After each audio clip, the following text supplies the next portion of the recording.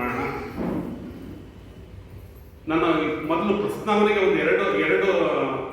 ಒಂದು ವಚನಗಳನ್ನೇ ತಗೊಂಡು ಪ್ರಸ್ತಾವನೆಗೆ ಚನ್ನಬಸವಣ್ಣವ್ರ ವಚನಗಳನ್ನು 2 ವಚನ ಪ್ರಸ್ತಾವನೆ ತಗೊಂಡ್ಬಿಟ್ಟು ಆಮೇಲೆ ವಿಷಯಕ್ಕೆ ನಿಮಗೆ ಬಿಡ್ತೀನಿ. ಫಸ್ಟ್ ನೀವೇ ಮಾತಾಡೋದು ಅಂತ ಹೇಳಿಲ್ಲ, ಆನಂತರ ಕ್ಲಿಯರಿಟಿ ಕೊಡೋದು ಇದೆಲ್ಲ ಪೂಜ್ಯರು ಮತ್ತು ನಾವೆಲ್ಲ ಪ್ರಯತ್ನ ಮಾಡ್ತೀವಿ. ಫಸ್ಟ್ ಪ್ರಸ್ತಾವನೆ 2 ವಚನ ನೋಡ್ಕೊಂಡ್ಬಿಟ್ಟು ಆನಂತರ ವಿಷಯಕ್ಕೆ ಬಿಡ್ತೀನಿ. ಚನ್ನಬಸವಣ್ಣವ್ರ ವಚನ ಇದು. 2 ವಚನಗಳು ಚನ್ನಬಸವಣ್ಣನವರು. ಷಟ್ಸ್ಥಲ ಜ್ಞಾನಿ, ಮಹಾಜ್ಞಾನಿ, ಸಮ್ಯಜ್ಞಾನಿ, ಅವಿರಳ ಜ್ಞಾನಿ. ಇದನ್ನೆಲ್ಲ ನಾ ಹೇಳಿಲ್ಲ, ಯಾರು ಹೇಳಿದ್ದಾರೆ? ಶರಣರು ಹೇಳಿದ್ದಾರೆ. ಯಾರಿಗೆ ಹೇಳಿದ್ದಾರೆ? ಚನ್ನಬಸವಣ್ಣನವರಿಗೆ. ಚನ್ನಬಸವಣ್ಣನವರು ವಯಸ್ಸಲ್ಲಿ ದೊಡ್ಡವರು ಸಣ್ಣವರು, ಆದ್ರೆ ಸಂಬಂಧನೇ ಇಲ್ಲ. ವಯಸ್ಸು, ಜ್ಞಾನ, ಲಿಂಗಭೇದ, ಹೆಣ್ಣು ಗಂಡು ಯಾವ ಸಂಬಂಧ ಇದಾವ? ಜಾತಿಗಳ ಸಂಬಂಧ ಇದಾವ? ಯಾವುದು ಸಂಬಂಧನೇ ಇಲ್ಲ. ಅಂತಹ ಮಹಾಜ್ಞಾನಿ ಚನ್ನಬಸವಣ್ಣನವರ 2 ವಚನಗಳನ್ನ ಪ್ರಸ್ತಾವನೆಗೆ ಇಟ್ಟು, ಸಾಮಾನ್ಯದಲ್ಲಿ ಎಲ್ಲ ಸುಮಾರು ನಿಮಗೆ ಪ್ರಶ್ನೆಗೆ ಆನ್ಸರ್ ಸಿಗುತ್ತೆ ಈ 2 ವಚನಗಳಲ್ಲಿ ಇಟ್ಟು ಆನಂತರ ವಿಷಯಕ್ಕೆ ನಿಮಗೆ ಕೊಡ್ತೀನಿ ನಾನು. ಅವ್ರು ಏನ್ ಹೇಳ್ತಾರೆ ಚನ್ನಬಸವಣ್ಣನವರು? ನಮ್ಮ ಪುರಾತನರ ವಚನಗಳನ್ನೆಲ್ಲ ಓದದೇ ಇದ್ದಾರು. ಚನ್ನಬಸವಣ್ಣರು ಏನ್ ಹೇಳ್ತಾರೆ? ನಮ್ಗೆ ಸಿಕ್ಕಿರೋದು ಎಷ್ಟು ವಚನಗಳೀಗ? 22. ಅವ್ರು ಹೇಳ್ತಾರೆ ನೋಡ್ರಿ, ಮುಂದಿನ ಜ್ಞಾನದ ಬಗ್ಗೆ ಅವ್ರು ಹೇಳಿರ್ತಾರೆ ಮೋಸ್ಟ್ಲಿ ವಚನದಲ್ಲಿ. ನಮ್ಮ ಪುರಾತನರ ವಚನಗಳನ್ನೆಲ್ಲ ಓದದೇ ಇದ್ದಾರು. ಯಾರು? ನೆಟ್ಟಿಗೆ ಪೂರ್ತಿ ಅವ್ರು ನಾನು ಹೇಳಿಲ್ಲ, ಅವ್ರು ಹೇಳ್ತಾರೆ. ಮುಂದೆ ಹೇಳ್ತಾರೆ, ಓದಿಯೂ ನಂಬಿಕೆ ಇಲ್ಲದೆ ಇದ್ದಾರು. ಒಂದು ಪಕ್ಷ ಓದಿರೋದು ತಿಳ್ಕೊಳ್ರಿ, ಅದರಲ್ಲೇನಿಲ್ಲ.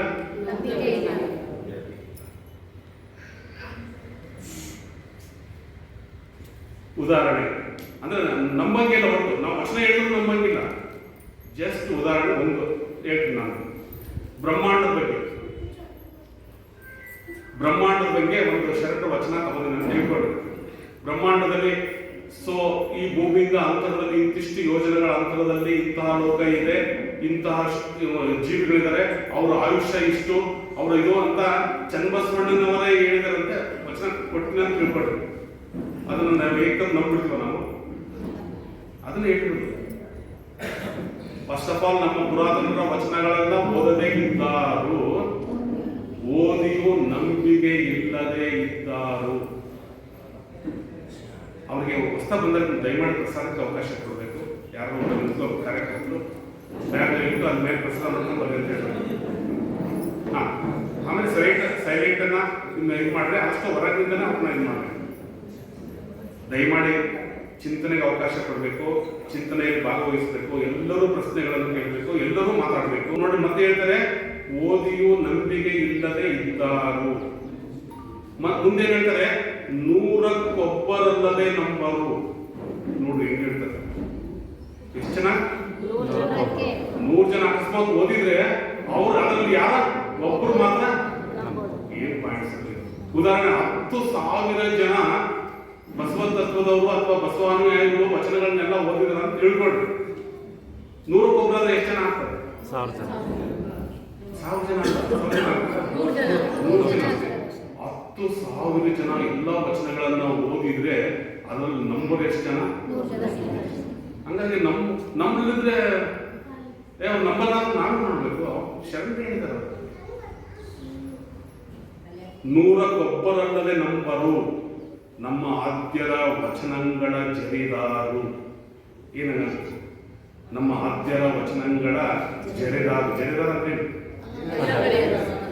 ಏನೋ ಎಂತೋ ಒಟ್ಟು ವಿಶ್ವಾಸನೇ ಇಲ್ಲ. ಜರಿದಾರ ತಿಂಗಲ್ ಬೇರೆ ಮಾಡ್ತಾರೆ. ತಮ್ಮ ಕವಿತ್ವ ಮೆರೆದಾರು.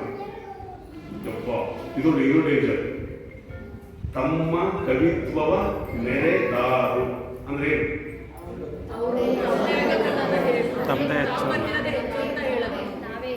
ಶರಣರ ವಚನಗಳನ್ನು ಬಿಡೋದು, ತಾವು ಬದುಕೇ ಸತ್ಯ, ತಾವು ಹೇಳಿಕೆನೆ. ಇದು ನನ್ನ ವಚನ ಅಲ್ಲ, ದಯಮಾಡಿ ಚನ್ನಬಸವಣ್ಣನ ವಚನ ಅರ್ಥ ಮಾಡ್ತಾರೆ. ತಮ್ಮ ಕವಿತ್ವವ ಮೆರೆದಾರು. ನಮ್ಮ ಆದ್ಯರ ವಚನಗಳಿಂದ ಒದಗಿದ ಜ್ಞಾನವೆಂಬುದನ್ನರಿಯರು. ಅವ್ರೇನು ಕವಿತ್ವವೇನು ಬಂದಿರ್ತಾರಲ್ಲ ಬುಕ್ಗಳು, ಅದಕ್ಕೆಲ್ಲ ಜ್ಞಾನ ಯಾರು? ಶರಣ ವಚನಗಳ ಜ್ಞಾನ ಅಂತ ಅವ್ರಿಗೆ ಗೊತ್ತಿಲ್ಲ ಎಂಬುದನ್ನು ಅರಿಯರು. ತಾಯಿಯಿಂದ ಮಕ್ಕಳಾದ ಎಂಬುದನ್ನು ಅರಿಯರು. ನೋಡಿ ಪಾಯಿಂಟ್ಸ್ ಹೆಂಗೆ ಶೂಟ್ ಮಾಡ್ತಾರ. ತಾಯಿಯಿಂದ ಮಕ್ಕಳಾದವೆಂಬುದನ್ನು ಅರಿಯರು, ಊರೆಲ್ಲಕ್ಕೆ ಹುಟ್ಟಿದ ಹಾಗೆ ನುಡಿಬಾರದು. ಇದು ಬೈಬಲ್ ಅರ್ಥ, ಇದು ಇಂಡೈರೆಕ್ಟ್ ಶೂಟ್.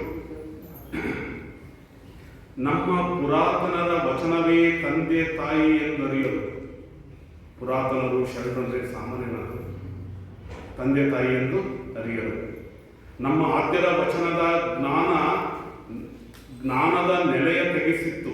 ಜ್ಞಾನ ಅಂದ್ರೆ ಸಾಮಾನ್ಯ. ಈ ವಚನಗಳಲ್ಲಿ ಏನಿದೆ? ಏನಿಲ್ಲ ಹೇಳ್ತಾರೆ. ಈ ಜಗತ್ತಿನಲ್ಲಿ ಇರೋದು ಎಲ್ಲವೂ ಇದೆ ತಾನೇ. ಯೋಗದ ಬಗ್ಗೆ ಅಡಗಿದೆ, ಬ್ರಹ್ಮಾಂಡದ ಬಗ್ಗೆ ಅಡಗಿದೆ, ಪಿಂಡಾಡದ ಬಗ್ಗೆ ಅಡಗಿದೆ, ತನ್ನ ತಾನು ಅರಿಯರೋ ಜ್ಞಾನ ಅಡಗಿದೆ. ಎಲ್ಲವೂ ನಮ್ಮ ಆದ್ಯರ ವಚನ ಜ್ಞಾನದ ನೆಲೆಯ ತೆಗೆದಿರಿಸಿತ್ತು. ಜ್ಞಾನದ ನೆಲೆಯನ್ನ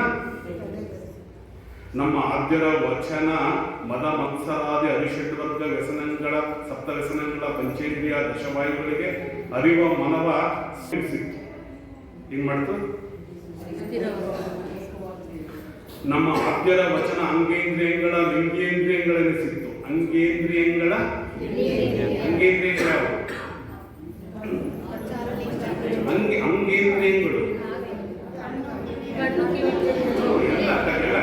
ಕರಣಾಸಿಗೆ ಎಲ್ಲ ಕರಣಗಳನ್ನ ಏನ್ ಮಾಡ್ತದು?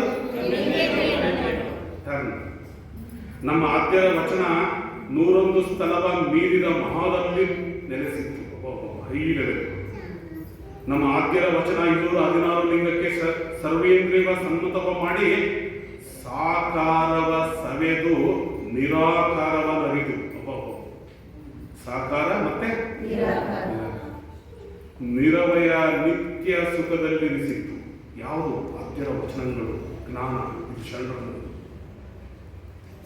ಇಂತಪ್ಪ ಆದ್ಯರ ವಚನ ಭಂಡಾರವ ನಮ್ಮ ಪ್ರಭುದೇವರು ಮುಖ್ಯವಾದ 770 ಅಮರ ಗಣಗಳು ಏಳಿ ಕೇಳಿ ಕೊಂಡಾಡಿದ ಕಾರಣ ನಮ್ಮ ಕೂಡಲ ಚೆನ್ನಸಂಗಯ್ಯನಲ್ಲಿ ಸರ್ವ ಸುಖವ ಸೂರೆಗೊಂಡು ಸ್ವಯಲಿಂಗವಾದರು. ಸ್ವಯಲಿಂಗವಾದರು. ಅವರಾಗಿದ್ದಾರಂದ್ರೆ ನಾವಾಗಕ್ಕಾಗಲ್ವಾ? ನಾವಾಗಬೇಕಾದ್ರೆ ಏನ್ ಮಾಡ್ಬೇಕು? ಯಾವ ದಾರಿ ಹಿಡಿಬೇಕು? ವಚನಗಳನ್ನು ಹಿಡಿಯೋಣ, ಚಿಂತನೆ ಮಾಡೋಣ. ಸೊ ಅದಕ್ಕೆ ನಾವು ಸುಮಾರು ವರ್ಷಗಳಿಂದ ಅಪ್ಪಾಜಿ ಮಾತಾಜಿಯವರ ಪ್ರವಚನಗಳನ್ನು ಕೇಳಿ ಈ ದಾರಿ ಬಂದು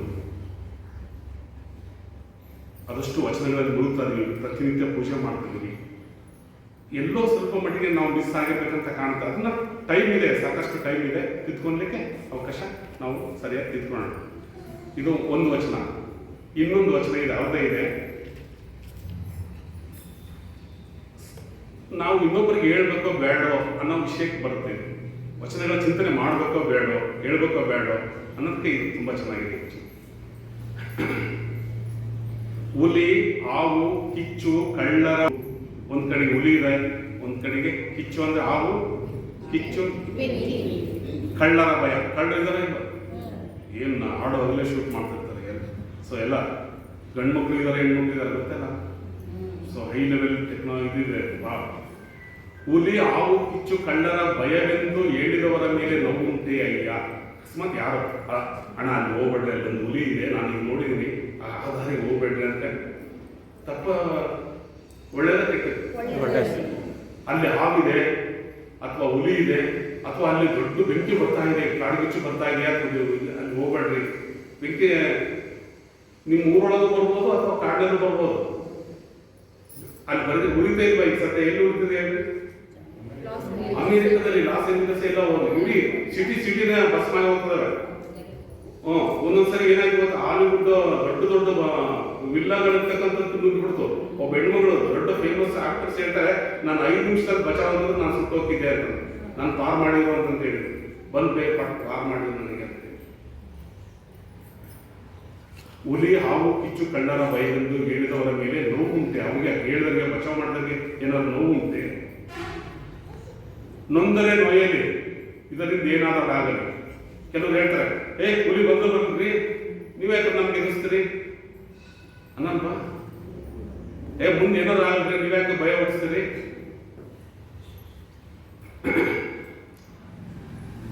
ಕಂಡು ಸುಮ್ಮನಿದ್ದಡೆ ದ್ರೋಹ. ನೋಡಿ ಪಾಯಿಂಟ್ಸ್ ಹೇಳ್ತಾರೆ.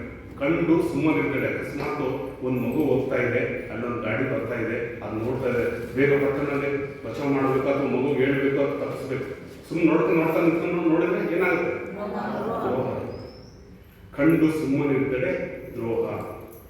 ಆನೆಯ ಚೋರವ ತೊಟ್ಟು ನಾಯಾಗಿ ಬೊಗಳಿದಂತೆ ಭಕ್ತನಾಗಿ ಬವಿಯೊಡ ಕೂಟಂಗಳ ಮಾಡಿ ಭವಿಶೈವ ದೈವಕ್ಕೆರಗಿ ಭವಿಸಂಗ ಭವಿಸೇವೆ ಭವಿಪಾಕ ಭವಿಪಂಥಿ ಭವಿಶೈವ ಕ್ರಿಯೆಗಳ ಮಾಡಿ ಕೆಟ್ಟು, ಟೋಟಲಿ ಈ ಶರಣ ಮಾರ್ಗವನ್ನು ಬಿಟ್ಟು ಕೆಟ್ಟು ನಡೆದು ಕೆಟ್ಟು ವರ್ತಿಸಿ ನರಕ ಭಾಜನವಾಗಿ ಹೋಗಲ್ಲಿ.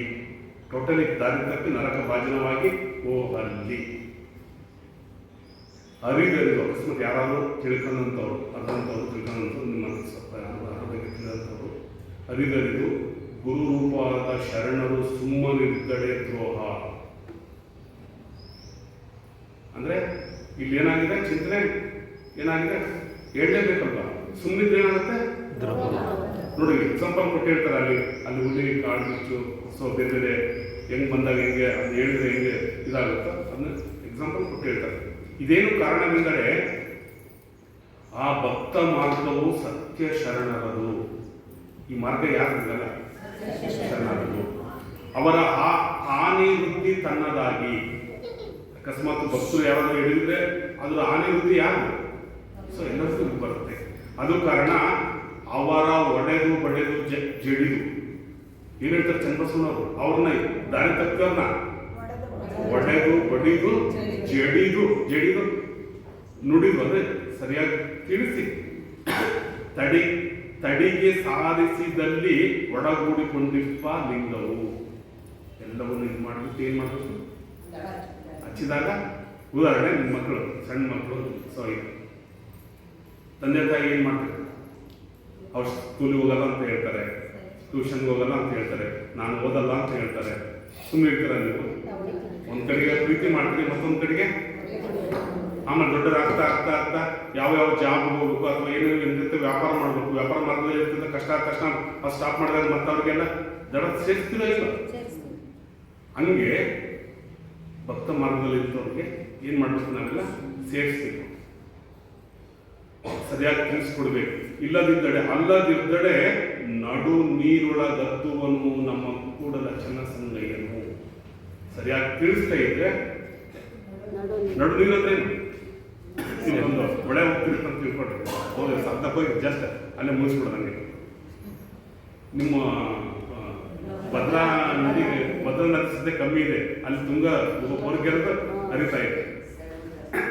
ಹಂಗಾಗಿ ಶರಣರ ವಿಚಾರಧಾರೆಗಳನ್ನ ತಿಳ್ಕೊಳ್ಳೋದು ಮತ್ತೆ ತಿಳಿಸೋದು ನಮ್ಮ ಕರ್ತವ್ಯ ಇರೋದ್ರಿಂದ ಸೊ ಆ ಅನುಭವ ಗೋಷ್ಠಿಯನ್ನ ನಾವು ಇಟ್ಕೊಂಡಿದ್ದೀವಿ. ಅದರಲ್ಲೂ ಮುಖ್ಯವಾಗಿ ಪ್ರಥಮ ಗೋಷ್ಠಿ ಯಾವುದು? ದೇವರು ಭಕ್ತ ದೈಹಿಕನೋ ಅಥವಾ ಸರ್ವಾಂತರ್ಯಾಮಿಯೋ. ಈ ವಿಷಯದ ಬಗ್ಗೆ ಈಗ ನಾನು ಪ್ರಸ್ತಾವನೆಗೆ ಬಿಡ್ತೀನಿ. ಎಲ್ಲರೂ ಮೈಕ್ ರೆಡಿ ಮಾಡಿದ್ರೆ ಸರಿ, ತಾವೆಲ್ಲರೂ ಅನಿಸಿಕೆಗಳನ್ನ ಹಂಚ್ಕೋಬೇಕು. ದೇವರು ಭಕ್ತ ದೈಹಿಕನೋ ಅಥವಾ ಸರ್ವಾಂತರ್ಯಾಮಿಯೋ, ಅದ್ರ ಬಗ್ಗೆ ಕ್ವಶನ್ಸ್ಗಳು ನೀವು ಕೇಳ್ಬೋದು ಅಥವಾ ನಾವು ಕ್ವಶನ್ಸ್ ಕೇಳ್ತೀವಿ. ಸೊ ಆರ್ಗ್ಯುಮೆಂಟ್ಸ್ ಈಗ ಪ್ರಾರಂಭ ಮಾಡೋಣ ಅಂತ ತಮ್ಮಲ್ಲಿ ಬೇಡ್ಬೋದು.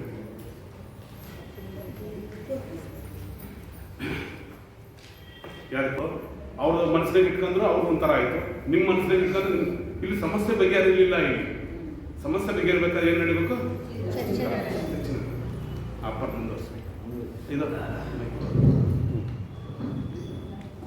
ಓಂ ಗುರು ಬಸವಲಿಂಗಯ್ಯನ ಇವತ್ತಿನ ಕಾರ್ಯಕ್ರಮಕ್ಕೆ ಆಗಿರ್ತಕ್ಕಂಥ ಎಲ್ಲ ಶರಣರಿಗೆ ಶರಣ.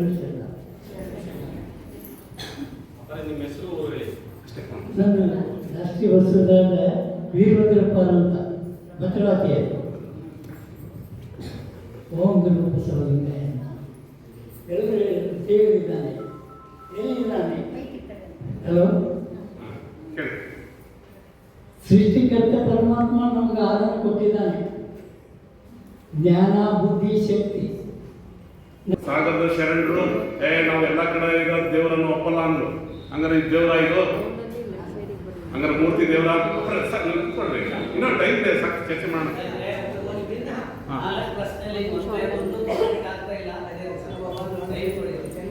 ಟೈಮ್ ಪ್ಲೀಸ್ ಕೊಡ್ಲಿಕ್ಕೆ ಬರಲ್ಲ. ಇದು ವಿಷಯ ಗಹನವಾದ ವಿಷಯ ಮಾತಾಡಿದವರು.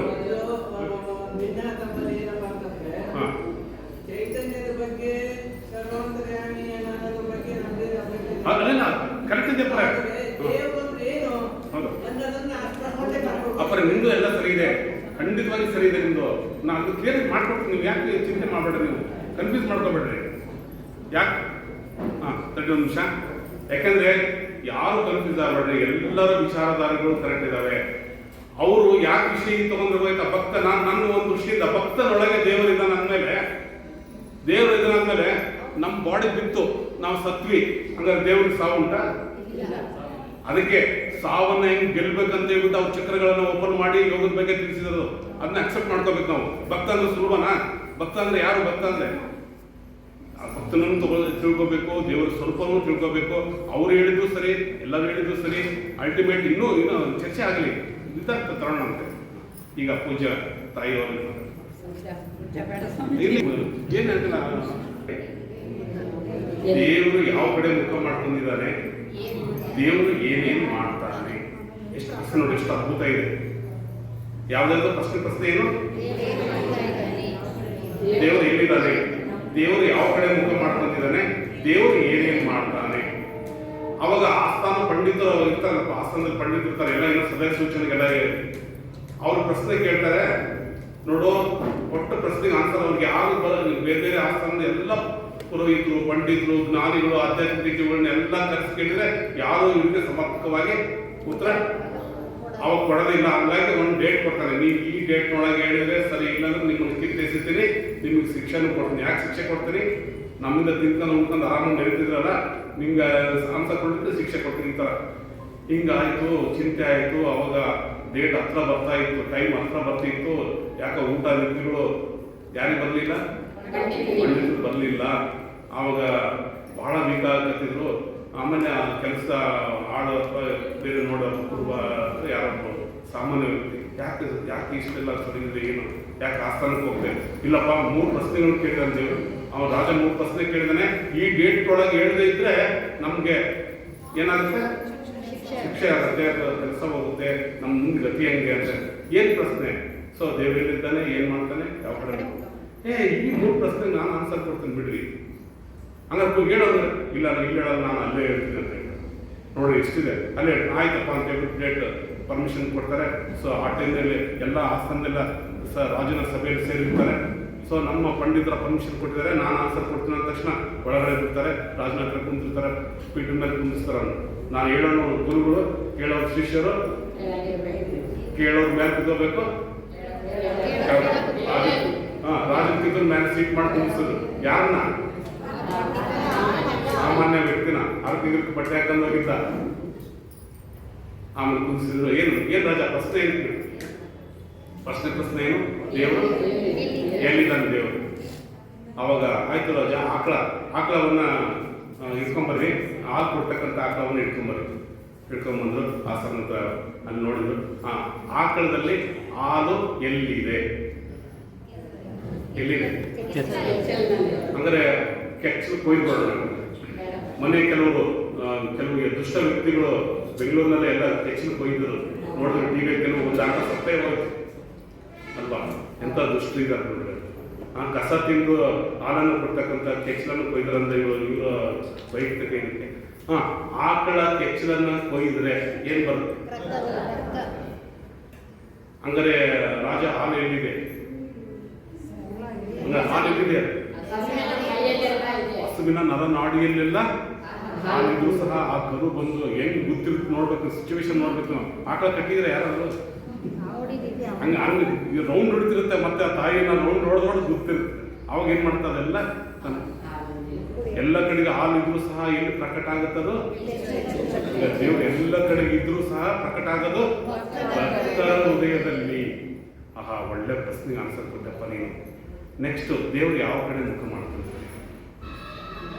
ಅವಾಗ ದೀಪ ತಂದರೆ, ದೀಪ ಹಚ್ಚಿದಾಗ ದೀಪ ತಂದು ಹಚ್ಚಿದ್ರು. ದೀಪ ರಾಜ, ದೀಪದ ಈ ಒಂದು ಬೆಳಕು ಯಾವ ಕಡೆ ಮುಖ ಇದೆ? ಮೇಲೆ ಕೆಳಗೆ ಇಲ್ಲ ದೇವರು ಎಲ್ಲ ಕಡೆಗೂ ಸರ್ವಾಂತರ್ಯಾಮಿ. ಮೂರನೇ ಪ್ರಶ್ನೆ ಏನು? ದೇವರು ಏನೇನ್ ಮಾಡ್ತಾನೆ ರಾಜ, ಇದು ಗೊತ್ತಾಗಿಲ್ವ ನಿಮ್ಗೆ? ನಿಮ್ಮ ಆಸ್ಥಾನದಲ್ಲಿ ಚಂದಗೆ ತಿನ್ಕೊಂಡು ಎಲ್ಲ ಬೆಳ್ಕೊಂಡು ಎಲ್ಲ ವೇದ ಆಗಮ ಶಾಸ್ತ್ರ ಉಪನಿಷತ್ತುಗಳನ್ನ ಸ್ಟಡಿ ಮಾಡಿದ್ರಂತ ಹೇಳ್ಬಿಟ್ಟು ಜಂಬ ಕೊಚ್ಕೊಂಡಂತಹ ಪಂಡಿತೋತ್ತಮನನ್ನ ದಡ್ಡರನ್ನಾಗಿ ಮಾಡಿ ಹಲ್ಲಿ ಕುಂದಿಸಿದಾನೆ. ನಿನ್ನಂತಹ ದೊಡ್ಡ ರಾಜ ಚಕ್ರವರ್ತಿ ರಾಜನನ್ನ ಕೆಳ ಕುಂದಿಸಿದಾನೆ.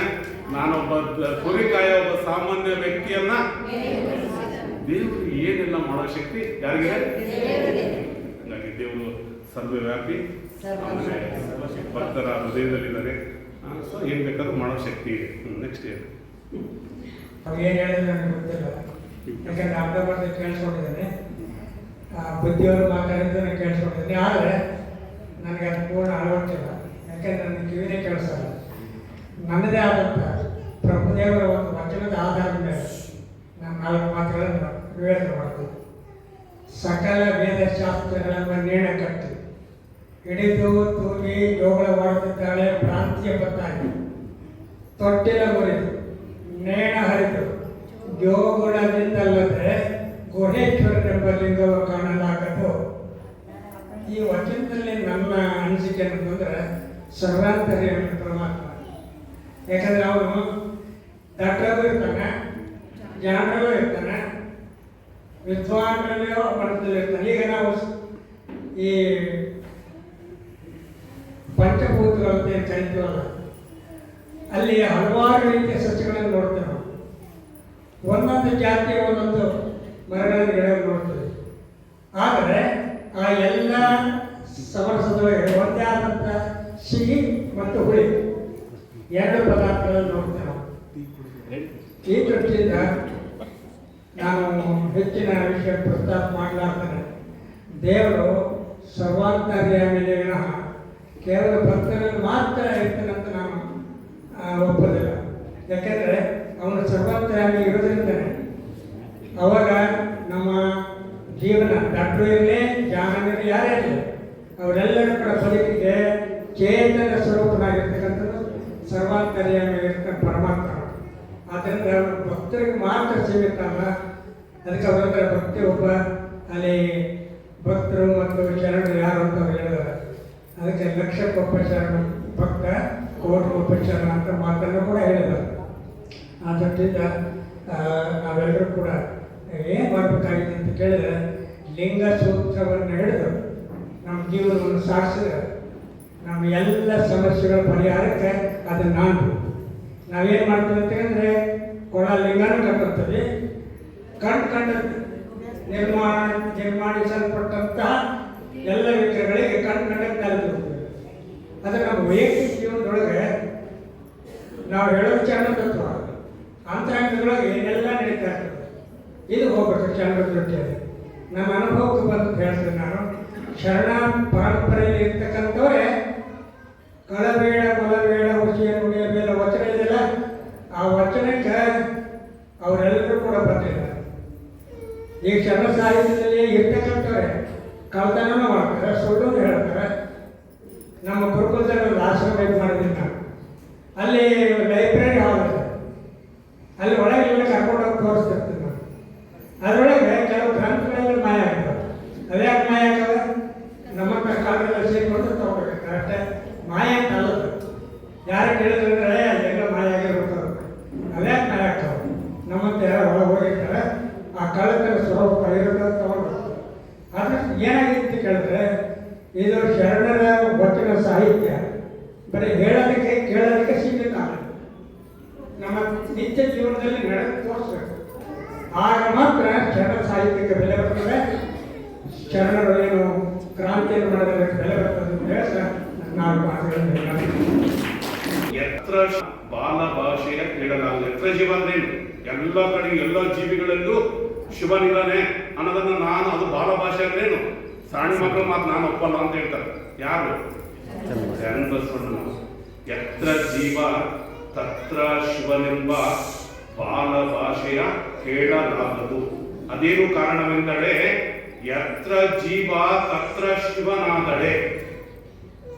ಯತ್ರ ಜೀವ ತತ್ರ ಶಿವನಾದಡೆ ಜೀವಂಗೆ ಮರಣ ಬೇಕೋ, ಕಾಲ ಕರ್ಮ ರುಜೆ ಪ್ರಳಯ ಬೇಕೋ, ಇದೇ ಇಲ್ಲ. ಇದು ಕಾರಣ ಉತ್ಪತ್ತಿ ಸ್ಥಿತಿ ರಹಿತ ಶಿವನು ಸದ್ಭಕ್ತರಲ್ಲಿಪ್ಪನಲ್ಲದೆ ಮತ್ತೆಲ್ಲಿಯೂ ಇಲ್ಲ ಕೂಡಲ ಚನ್ನ ಸಂಗಮ ದೇವ. ಏನು ಆನ್ಸರ್ ಕೊಡ್ತಾರೆ? ಉತ್ಪತ್ತಿ ಸ್ಥಿತಿ ರಹಿತ ಪರಶಿವನು ಸದ್ಭಕ್ತರಲ್ಲಿಪ್ಪನಲ್ಲದೆ ಮತ್ತೆಲ್ಲಿಯೂ ಇಲ್ಲ ಕೂಡಲ ಚನ್ನ ಸಂಗಮ ದೇವ. ಏನಪ್ಪ ಇಷ್ಟು ಆನ್ಸರ್ ಹೇಳ್ಬಿಟ್ಟು ಮತ್ತೆ ಎಲ್ಲಿಯೂ ಇಲ್ಲ, ಎಲ್ಲಿದ್ದಾರೆ ಆನ್ಸರ್ ಏನು ಕೊಡ್ತೀರಿ ಹೇಳೋಣ? ಅವರು ಮತ್ತೆ ಈ ಪ್ರಶ್ನೆಗೆ ಆನ್ಸರ್ ಅದೇ ಕೊಡ್ತಾರೆ.